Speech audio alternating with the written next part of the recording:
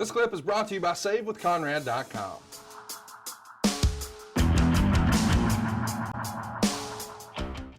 They tried something new, a new logo for the Royal Rumble in 2016. They did like a Roman Colosseum style theme with the columns. And there's another idea here. It's one versus all. The idea being Roman Reigns is going to defend his world title in the Rumble, coming in at number 1. It's never been done before. What do you think about this little twist on the Royal Rumble? We're going to have our champions start.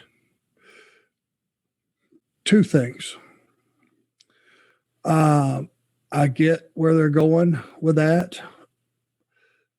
I do always love new and firsts. You know, you can't have a second shot at doing a first. But one of the big things with Roman that turned the audience against him was shoving him too hard. Yep.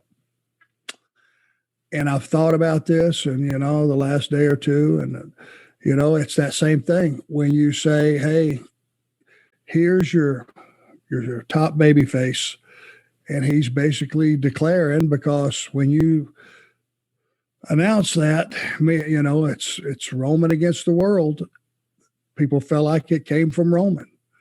And that's kind of a little bit of a real hard shove. It's a little bit pompous, and it's right off of the get-go, just setting Roman up in the crosshairs to be pushed too hard. And our audience always sniffs that out. That's a little bit of the feel that I got from the pre-match setup. Let's talk about the build for this event here. Meltzer would write, with 1 week of TV left, WWE rather, has largely built the entire Rumble show as Roman Reigns against everyone. As far as other matches go, the only thing announced is Dean Ambrose versus Kevin Owens in a last man standing match for the IC. Alberto and Kalisto have traded the U.S. title back and forth in 1 week. It doesn't make sense to do the match already set up by a Rumble match, but who knows? Charlotte versus Becky has been done a few times, but only once for the title, and now they're building for a return.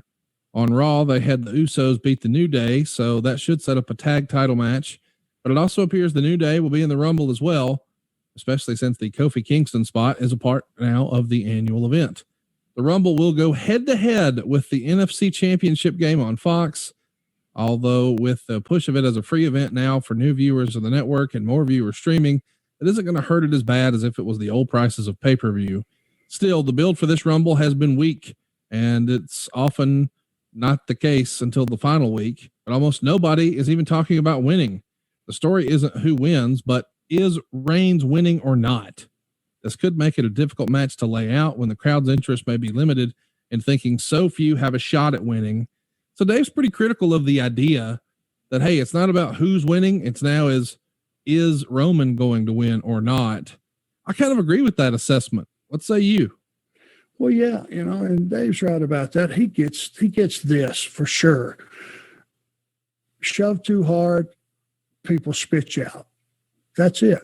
And so the Royal Rumble, for me as a fan, and I am first and foremost a fan, it makes all other things possible, makes you able to be a creative guy where the business is concerned, and, to enjoy it more and look inside and see what's going on that the naked eye may not see.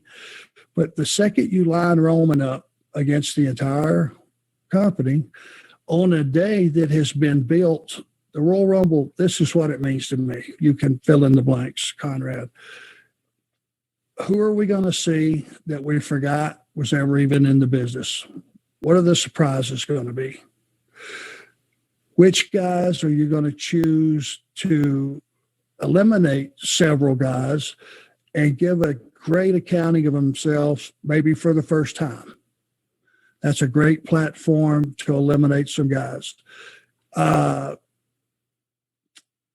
When you have the prize being as huge as it is, which is main eventing WrestleMania, everybody should be on their A game. If you were looking for a time to roll the dice, and we always talk about things that are dangerous or risky or things that get thrown away. If there was a time to pull out the one that, hey, somewhere down the road, I'm going to be in a position to put this in, and I'm going to moonsault through both announce tables or whatever the deal would be.